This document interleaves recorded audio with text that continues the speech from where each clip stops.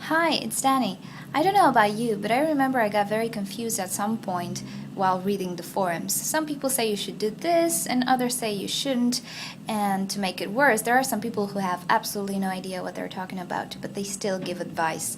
So I thought of making a video about truth and myth while growing orchids. And I know there isn't only one way of growing orchids, but there are some subjects that really have no logic in my opinion. So let's just figure out which facts are true and which are just simply myths. I'll start with an idea that I read a few months ago on a local forum here, and the person was saying that Miltoniopsis orchids don't like to be potted in clear plastic pots. I will extend this idea to any other orchid except Phalaenopsis. So I wonder, why shouldn't you do that? Why shouldn't you pot it in a clear plastic pot?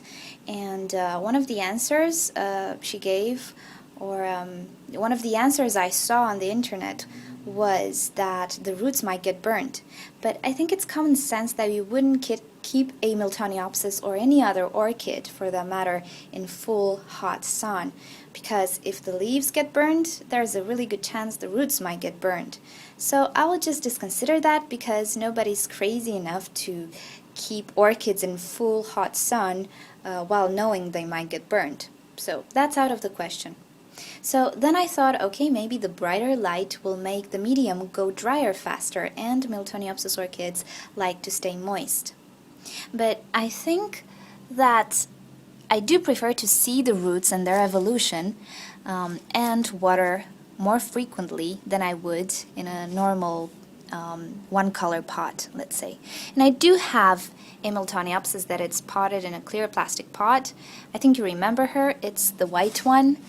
She was kind of suffering, and I really wanted to see the evolution of the roots. And as you can see, no harm done. The roots are growing fantastic.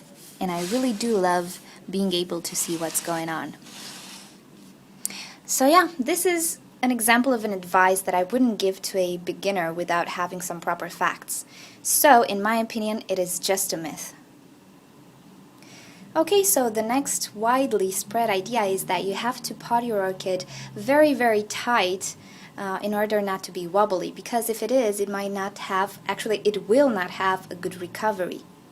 Now I don't know what to say about that, and I'll tell you why. So I see all these videos, not from you guys, you tend to be very gentle people, but I do see a lot of videos from people from orchid nurseries or vendors or stuff like that who actually do pot orchids for a living.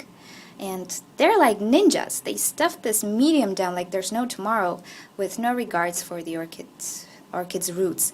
And I know every home grower tends to be more gentle with their orchids, me included. I really, really hate, it's the thing I hate the most, to like stuff the medium down, because I really don't want to damage any roots.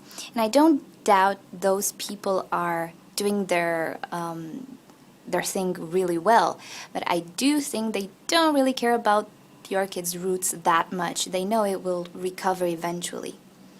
And I actually saw a video where somebody was banging on the soil with a piece of wood on the sides here to make it more compact and go lower. Well, I really, really wouldn't do that. And about the wobbly thingy, what I do is I just stake it up like so. Because the logical explanation I can find for what they're saying is that indeed orchids like to be tight in the pot, but also the new roots that are emerging have to have a stable orchid, so have to be stable actually, so they don't get damaged if they're wobbly. And actually my orchid is a bit wobbly, and all my orchids who had minimal roots were not wobbly, but very wobbly, and these are two very good examples. This one still has the stake, I have to remove it, but not wobbly anymore. This one as well was repotted about 3-4 months ago. She was very wobbly, tended to lean all the time. See, not wobbly anymore. I removed the stake as well. So yeah, I think it's a bit extreme to say that if you don't stuff it really, really good in the pot and is slightly wobbly, it will not make a good recovery. That's just...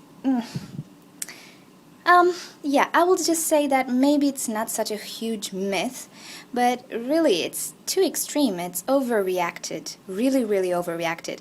I have a bunch of orchids which are wobbly and they're doing just fine. They're recovering just fine. As long as I am trying to minimize the movement as much as possible for the new roots not to, the tips of the new roots not to get damaged. Other than that, it's just pure myth. Over exaggerating.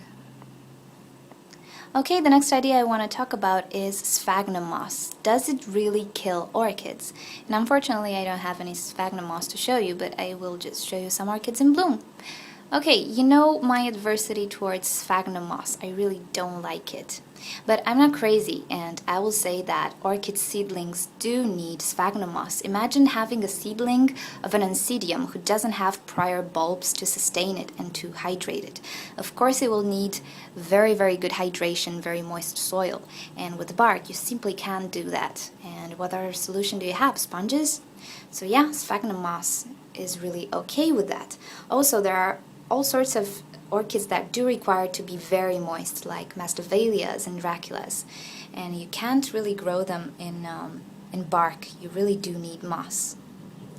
And also, if you're living in a very, very hot area, you can use sphagnum moss in a mix with bark and perlite and whatever you think best. And of course it's gonna help you. Of course it's gonna keep the medium moist, and with bark you could end up with dehydrated orchids. And there are some people who actually can grow orchids in full sphagnum moss. They know how to water it, they have their own techniques, so I will not say that sphagnum moss kills them. Better said, improper potting, that's what kills them. Of course, if you're gonna make it very stuffed in sphagnum moss and with no extra ventilation holes, it might actually die on you. And for me, using sphagnum moss doesn't work, especially with adult orchids, so I really prefer the bark medium. But yeah, the idea that sphagnum moss kills orchids, it's a myth. Improper use of sphagnum moss, that's what kills orchids. Okay guys, please leave me your opinions, and if you want to contradict me in any way, do so and tell me why, because the bottom line is to get some truth out of all this madness some people say on the forums. And I do have a lot more ideas, but I'll just keep them for another video. So okay, tell me your experiences, tell me what you think, and maybe we can give some good advice to beginners next time we talk to them. Okay, thank you for watching this. I'll see you next time. Bye!